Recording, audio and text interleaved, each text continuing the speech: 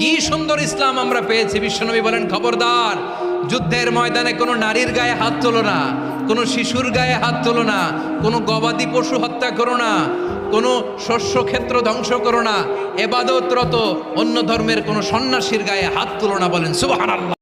কি সুন্দর ইসলাম আমরা পেয়েছি। বিশ্বনবী বলেন, খবরদার, যুদ্ধের ময়দানে কোনো নারীর গায়ে হাত তোলো না, কোনো শিশুর গায়ে হাত তোলো না, কোনো গবাদি পশু হত্যা করো না, কোনো শস্য ক্ষেত্র ধ্বংস করো না, এবাদতরত অন্য ধর্মের কোনো সন্ন্যাসীর গায়ে হাত তোলো না। বলেন সুবহানাল্লাহ।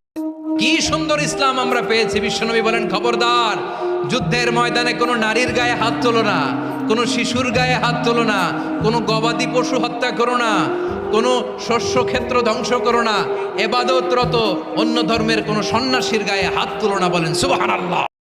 কি সুন্দর ইসলাম আমরা পেয়েছি। বিশ্বনবী বলেন, খবরদার, যুদ্ধের ময়দানে কোনো নারীর গায়ে হাত